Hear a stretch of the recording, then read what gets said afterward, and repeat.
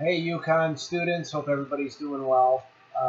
And you're taking care of yourselves and you're staying engaged as much as you can. And so, what I'm going to do is just update you a little bit. I posted a couple things on Google Classroom, and a couple of you already got on there and had some questions, which was great. I appreciate that. Um, all I'm doing with those assignments, just so you know, they're not really assignments. It's some reading for you to do, just to help you to answer the assessment question.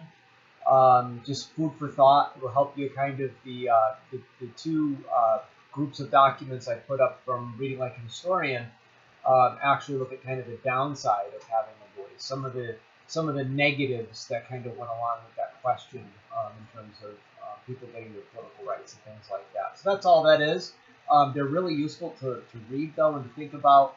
It gives you a snapshot into what was actually happening in our country in the early 20th century. Um, but I hope you're hanging in there. It seems like this timeline's getting a little bit longer. But one thing to dwell on is when the weather's really nice. The chances seem like right now, anyways, that they're pretty good that we're going to be outside and maybe back to somewhat normal. And so just kind of set that as a goal and make the most of this time. I'm reading. I'm doing a whole lot of stuff. And there's a lot of positives, but I know it can be very challenging. So I'm going to continue to just post some things though. Whether it be a little video like this, it'll be the documents. I'll kind of explain that as I go. But don't stress out if you see me throw something up there with questions attached to it. It doesn't mean you have to jump on there and do that. So you guys are UConn students, so you're obviously different than what everybody else at the high school is doing through Odyssey. I think I've said that to you already, but just to reiterate that. Um, and so the assessment that I have up there due April 17th, and then the one I'll put up for be approximately a month later in May. Um, that'll be your second assessment. But it's right in line with what UConn classes are doing.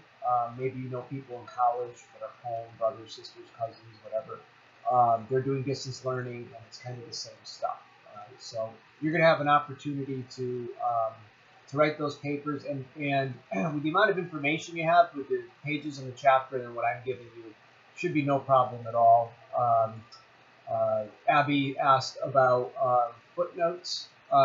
You don't have to do that, okay? I'm not expecting you to do footnotes, but it would be great now that you've started that process. If you want to continue it and cite it in Chicago, that would be excellent. It's only going to help you, but you don't have to answer the question. But it's a good habit to get into, and so it'll just be easier and easier for you as you go. And I know I was a student. I never liked to write papers. I hate, but when you're done and you do a good job and you learn a lot, you're kind of happy you did it. So it's just thinking it that way. There's also a book called The Arc of Justice I read a few years ago, and it kind of talks about this time period with African Americans, and it's really good. It's a true story of an African American family that moves into a white neighborhood in the 20s, and then kind of what unfolds. So I may actually read you a little bit of that. Just there's a beginning that always stuck with me that really sets a picture for you of what life was like in Detroit, like the Detroit area in the early 1920s. But what I want to do is just go over those documents I posted, just to give you a little background and context with those. The first one, which talks about the Newark and the Great Migration.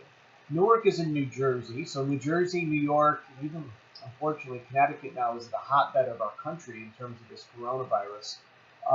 And what happened, if you remember, at the end of the Civil War, obviously you had freedmen everywhere. You had former slaves that now needed to figure out what they were going to do. Well, one of the things that's important to keep in mind is prior to World War I and kind of that era, you had 90% of African Americans still living in the South. So 90% chose to stay or at least inhabit the South, and the overwhelming majority were farmers. So what changed? Well, and just to give you a snapshot of some of the things that kind of push them, we talk about push and pull factors. Some things push you to move.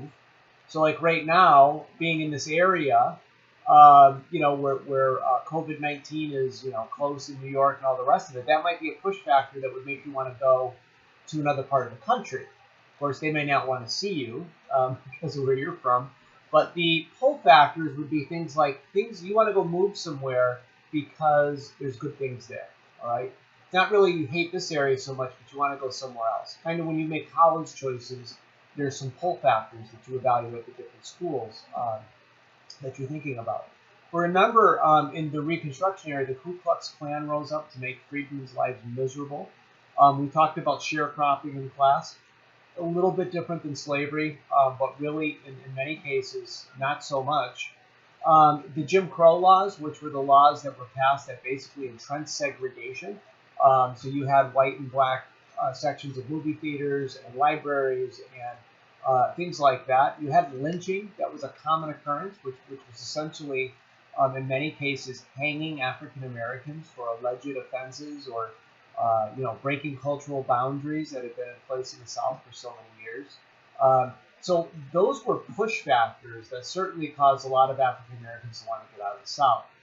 Now, the big pull factor was the opportunity for jobs. So one of the group of documents I posted for you involved Newark, New Jersey, which is still a post-industrial, I guess, city today. But you had nearly 1 million African Americans move north, okay, around the time that World War I was breaking out in Europe. 1 million, which was a lot. And so you had tens of thousands of of the population of Newark growing with each decade, tens of thousands. So imagine if that happened to a place like Torrington, how much that would change things. And so it was growing in a tremendous amount. And the reason it was because they had a lot of industry and factories in Newark where they were making things that were going to be used in the war. So there were people recruiting African Americans in the South, along with other people, to come up north and get a job in the factory, making money that they had never made in their lives and were promised these big things. And so some of your documents talk about, like Newark, the anniversary guide, what a good standard of living was there and jobs, and the streets were nice and kind of painted a nice picture. The New York Times excerpt, it talks about being patriotic and going to the shipyard to get a job to help produce things that the war effort needed. And certainly African Americans were ready to do that. So this, your first documents A and B of the Great Migration kind of show this kind of positive idea here. And then by the time you get to document C, you begin to see that this was not always a great thing, because while everybody wanted to use the African American labor, they didn't want to give them places to live. So you had men coming north first to make money, and then they would send for women and children, and you see them waiting in the train station for the males to get done with their job during the day to come and get them. And then nobody wants to give them a place to live because they don't want them living in quote-unquote their neighborhood. So you had places they had signs like for rent, and things like that are now changed to for sale, and nobody could afford to buy those things.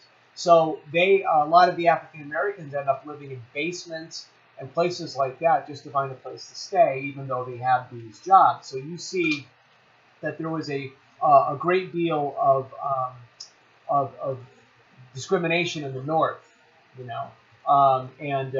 things like that. Then you had the Atlantic Constitution, which talks about the idea that when the war kind of slows down, or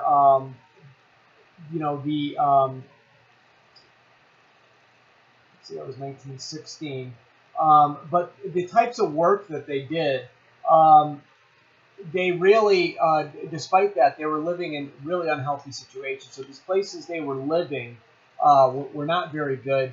And by the time you get to the interview that was done in the 1990s, you see the individual talking about how the African American family moved north, and pneumonia had impacted them, and they were almost on death's door here. And that's what they chose to do. They chose to leave the South and come north to a place like Newark. And the jobs were plentiful for a while. So as long as the war goes on, everything's great. The war ends, and these soldiers are promised that they're going to be able to come back into their communities and get jobs. Now, you don't need to be a genius to know that when there's so much discrimination, who's going to get those jobs first? Well, the white Americans are. Who's going to lose their jobs first to make way for those returning soldiers? And one of your documents deals with that. They say it wasn't happening, but I'll let you decide. What do you think? If you're a factory owner, are you going to keep the African American in the job, or are you going to give it to the returning white soldier who's going to live in your community and for years? And it was a really difficult existence for African Americans in this Great Migration. Remember, too, there was one of the arguments the South made against the North, if you remember. The Northerners were talking about how evil slavery was, and that was called chattel slavery. And the South would turn around and say, we may have chattel slavery in the South, but you have wage slavery in the North. You pay your people less, or their standard of living is less than what our slaves are. And so you see this discrimination, this promised land in the North really wasn't that. And so there was, in many cases, because now their jobs are threatened, they may have faced even worse discrimination in some cases in the North. And then finally, the other thing I put up there was the race riots of 1919. And it started, you can see Jim Crow, where there was a whites-only beach and an African-American kid is swimming. And the accounts vary in terms of what happened, but rocks start getting thrown.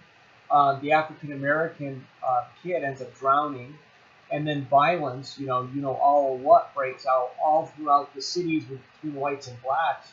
And if you read, so you shouldn't surprise you as you read all the population demographics coming together. There's this huge population explosion, people living on top of one another, coming into contact in areas where they hadn't previously, and then viewing each other as a threat.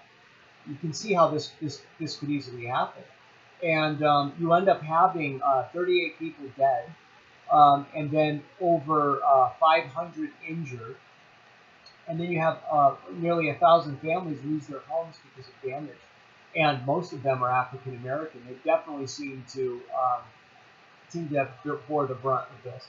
And then you have people like owners, the Property Owners Association, who try to keep African Americans out of white neighborhoods.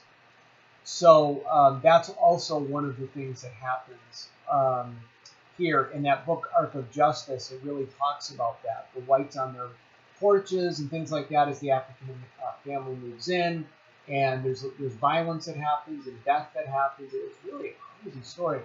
And there are some positives here though with all the movement north. So remember, Detroit is going to be the place where, and now your documents deal with Newark, New Jersey. We don't want you to get confused, but Detroit was a place where a lot of African Americans came north too because of industry. By the time you get to the 1950s and 60s, you're producing automobiles, which was the automobile capital of the world, Detroit. Its nickname was Motown, and Motown was the name of the record label that the Jackson 5, Michael Jackson, and all that beautiful, great African-American music from the 60s and 70s, and even beyond, came out of. So some of those songs I was playing for you in the African American History Month, like Sam Cooke and some of those things. So Detroit really, and Detroit's still struggling today because it's moved beyond what it used to be. Today they say there's 5-lane highways in Detroit that the traffic just moves freely because they don't need those 5 lanes anymore because so many people have moved out. I think a police call, the last time I heard it was a 45-minute response time, which is scary. But on the same token, Detroit is there's a lot of opportunity there, and some artistic groups are buying property to try to turn Detroit around and make it a beautiful place again. So those are just some resources for you. I just recommend that you read through them and kind of think about, the unit's theme as having a voice. So you're reading about some success that we're having with legislation where women and African Americans can vote. But I hope you're seeing that for every success, there's a backlash, and there's a move and a circumstances to limit them exercising that right and what that's like. So do your reading and keep up with it. If you need anything, let me know. Okay. And it's great to hear from some of you. And I hope you're doing well, like I said. Um, Stay in touch with each other. They're not really letting us do Google like Hangout or anything like that where we can have. We're not supposed to really be doing that. I wouldn't mind doing that. We get to see you at least, but we'll do this for a while. And any question that you have or suggestion you want to make about maybe something you learned or a resource that you have, let me know. And I think that's it for now. Okay, stay safe, and looking forward to seeing you at least virtually again real soon. Take care.